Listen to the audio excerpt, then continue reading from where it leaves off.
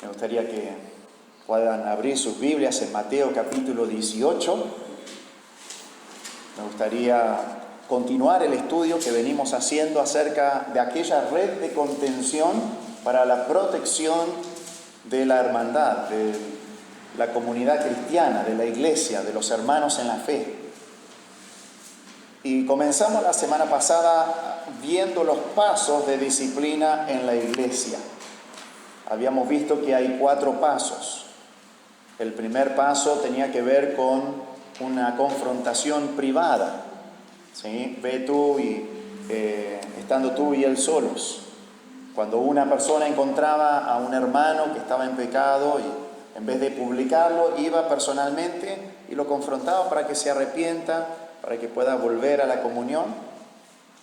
Si es que ese primer paso no da resultado de restauración, que eso es lo que se busca en cada paso, se continuaba con el siguiente paso, que era ir con 1 o 2 más, para que en boca de 2 o 3 testigos conste toda palabra, y entonces ya se hace más serio, más oficial, involucrando más personas para que el hermano se dé cuenta de la seriedad del asunto.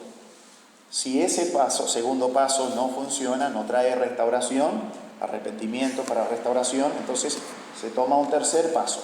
Y vimos que eso es dilo a la iglesia.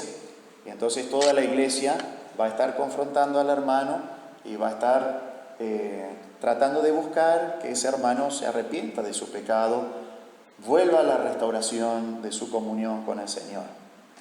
Ahora, si ese tercer paso no funciona, no produce el cambio, el arrepentimiento, entonces recién se llega al 4º paso. Y eso es lo que vamos a ver hoy. Nos dice así en Mateo capítulo 18, versículo 15: Por tanto, si tu hermano peca contra ti, ve y repréndele estando tú y él solos. Si te oyere, has ganado a tu hermano. Mas si no te oyere, toma aún contigo a 1 o 2, para que en boca de 2 o 3 testigos conste toda palabra. Y si no los oyere a ellos, dilo a la iglesia. Y si no oyere a la iglesia, tenle por gentil y publicano. Hoy me gustaría concentrarme en esa frase: si no oyere a la iglesia, tenle por gentil y publicano. Vamos a orar. Padre Celestial, al abrir tu palabra necesitamos tu ayuda para comprenderla, tu ayuda para interpretarla, tu ayuda también para poder aplicarla a nuestras vidas. Guíanos para que podamos aprender lecciones, quizás lecciones que ya hemos escuchado antes, pero que necesitamos reforzar en nuestra vida.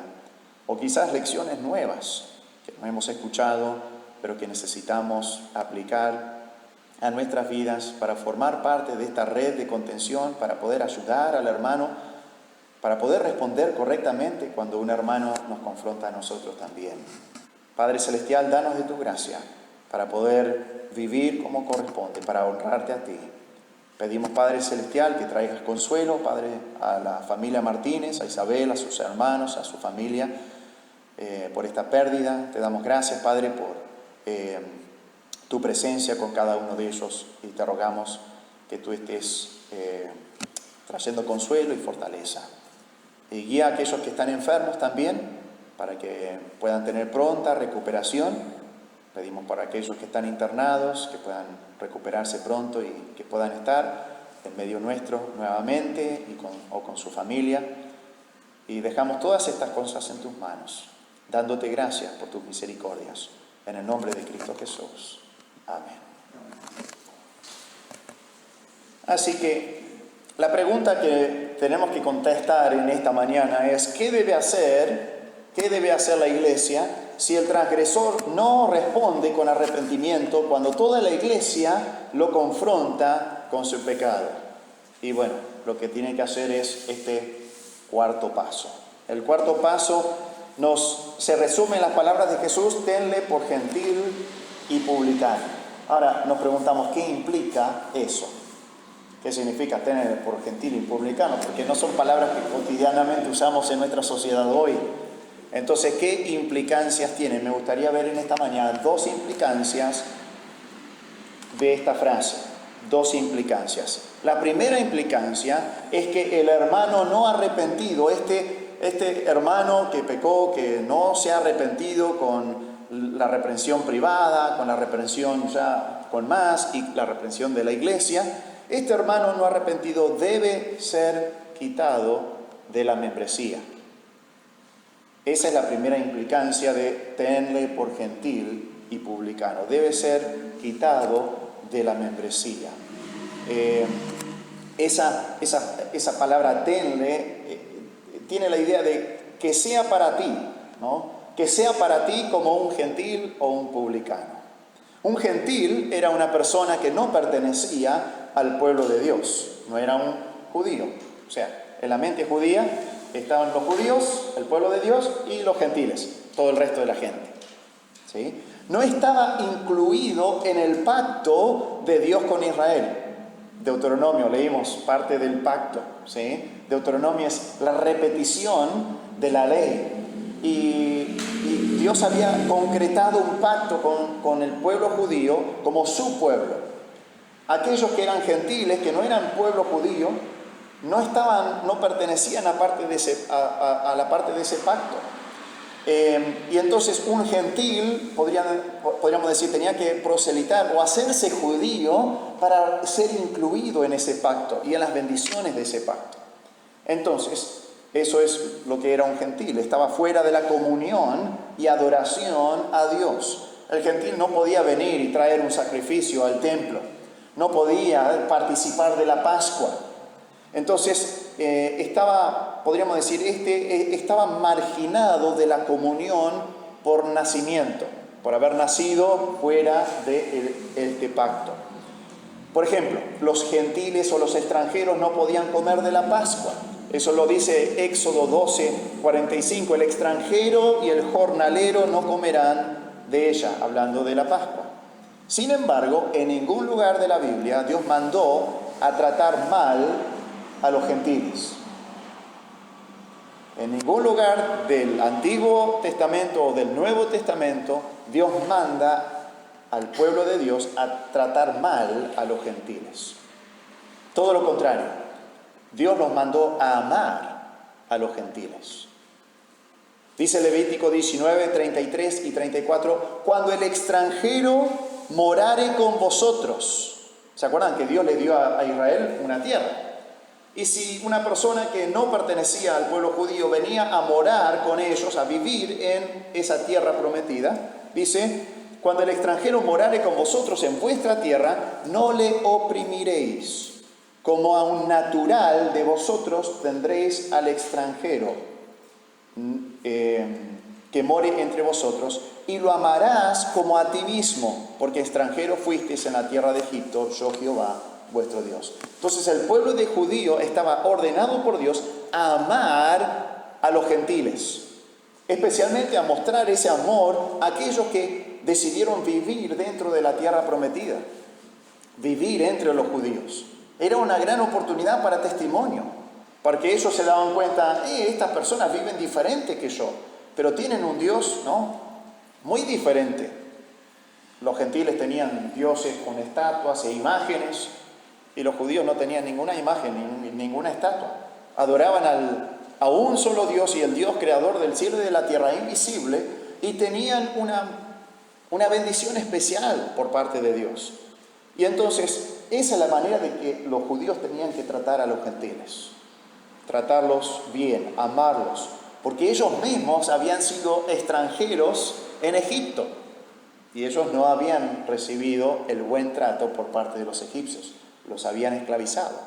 Entonces, habiendo experimentado la redención, la salvación de Dios, ahora ellos tenían que mostrar un trato redentivo para con aquellos que los rodeaban, que estaban experimentando la misma situación que ellos habían experimentado antes, eran extranjeros.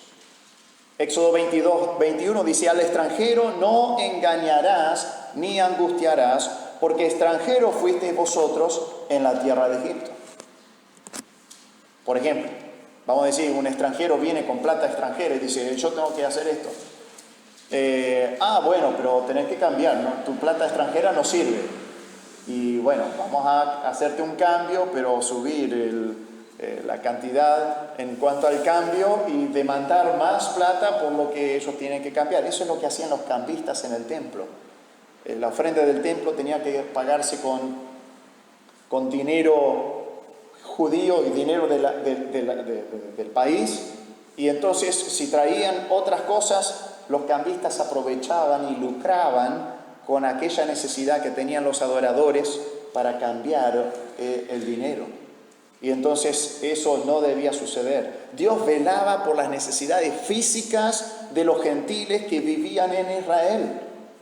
Es más, cuando tenían una siembra o una viña, le dice esto: no rebuscarás tu viña, ni recogerás el fruto caído de tu viña, para el pobre y para el extranjero lo dejarás, yo Jehová vuestro Dios. Entonces las esquinas o las espigas que se caían, o las uvas que se caían, los racimos de uvas que se caían mientras uno estaba cosechando, las tenían que dejar para los huérfanos, las viudas y los extranjeros, para que puedan sostener su vida física. Recuerden que todo el país de la tierra prometida estaba dividida y se había adjudicado a herencias familiares. Y esas herencias volvían a la familia. Un extranjero no podía comprar un terreno y quedárselo perpetuamente. Las leyes eran diferentes. Entonces, un extranjero no podía tener un campo y pasárselo a sus hijos y a sus nietos. O sea, el extranjero no tenía la misma clase de ventaja para subsistir. Muchas veces eran comerciantes entonces los extranjeros, pero tenían esta manera que Dios había provisto para su subsistencia. ¿Se acuerdan que Ruth, la moabita, que no era judía, aprovechó eso cuando ella era viuda y encima extranjera, y ella espigó tras los cosechadores y iba levantando espigas del suelo para poder subsistir y poder cocinar y todas las cosas? Así que esa era la clase de trato que tenían que tener con los gentiles.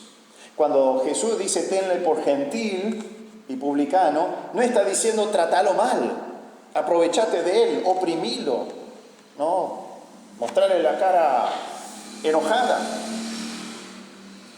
Un publicano era un judío que había traicionado a su pueblo, cobrando impuestos para Roma, y muy a menudo cobrando de más y llenando sus propios bolsillos a costa de sus compatriotas. Entonces, el publicano era odiado por el pueblo, ¿sí? Este era peor que un gentil, porque un gentil no tenía culpa de haber nacido gentil, pero un publicano tenía la decisión y le dio la espalda a su propio pueblo. Este era marginado por elección propia, no participaban de la sinagoga. Pero Jesús trató con gentiles. El centurión cuyo siervo Jesús sanó, ese era gentil. Jesús lo trató de una manera amable, hizo un milagro para él. Jesús también trató con publicanos. Recordemos que a Jesús lo acusaban de ser amigo de publicanos y pecadores. Ese era un título difamatorio que le habían dado. Pero era un título que mostraba que él tenía un buen trato para con los publicanos, los trataba bien, ¿sí? Mateo mismo, que escribe este evangelio, él era publicano antes de conocer a Cristo. Zaqueo también era publicano y fue transformado por Cristo. Cristo le dijo: yo hoy tengo que ir a tu casa, cuando nadie visitaba a Zaqueo.